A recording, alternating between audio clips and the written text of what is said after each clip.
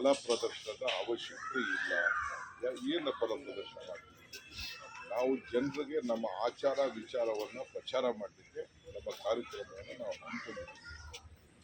ಇದು ಪಕ್ಷ ಮತ್ತು ಅನೇಕ ನಮ್ಮ ಸ್ವಾಭಿಮಾನಿಗಳ ಸಂಘಟನೆಗಳು ಎಲ್ಲ ಸೇರಿ ಪಾಪ ಅವರೆಲ್ಲ ನಮಗೆ ಪ್ರೋತ್ಸಾಹ ಕೊಟ್ಟು ನಮಗೆಲ್ಲ ಬೆಂಬಲವಾಗಿ ನಿಂತಿದ್ದಾರೆ.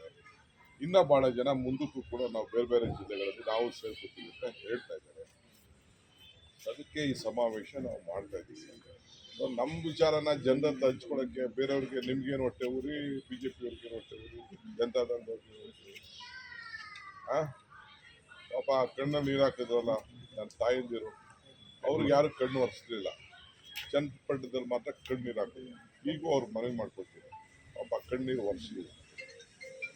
ಸರ್, ಅಧಿಕಾರ ಹಂಚಿಕೆ ಕುರಿತಂತೆ ನಿನ್ನೆ ಮತ್ತೆ ಮೊನ್ನೆ ನಿಮ್ಮ ಮತ್ತೆ ಮುಖ್ಯಮಂತ್ರಿಗಳ ಹೇಳಿಕೆ ನಂತರ ಪರಮೇಶ್ವರ್ ಅವರು ಇವತ್ತು ಸ್ವಲ್ಪ ಗರಂ ಆಗಿದ್ದಾರೆ. ಅವರವರೇ ಹೇಳಿಕೆ ಕೊಟ್ಕೊಳ್ಳೋದು, ಅವರೇ ಹಂಚಿಕೆ ಮಾಡ್ಕೊಳ್ಳೋದು, ನಾವೇ ಯಾಕೆ ಅಂತ ಹೇಳ್ಬಿಟ್ಟು ಹೇಳಿದ್ದಾರೆ. ನಿಮ್ಮ ಹತ್ರ ಮಾತಾಡಿಲ್ಲ, ನಾನು ನಿಮ್ಮ ಹತ್ರ ಏನು ಮಾತಾಡಿಲ್ಲ, ಪರಮೇಶ್ವರ್ ಹತ್ರ ಮಾತಾಡಿಲ್ಲ, ಇನ್ನೊಬ್ಬರ ಹತ್ರ ಮಾತಾಡಿಲ್ಲ. ನಾನು ಒಂದು ಇಂಗ್ಲೀಷ್ ಚಾನಲ್ಗೆ ನನ್ನದೇ ಆದಂಥ ಕೆಲವು ವಿಚಾರಗಳನ್ನ ನಾವೇನೋ ಕೂತ್ಕೊಂಡು ಮಾತಾಡ್ಕೊಂಡಿದ್ದೀವಿ ಅಂತ ಹೇಳಿದ್ದೇವೆ.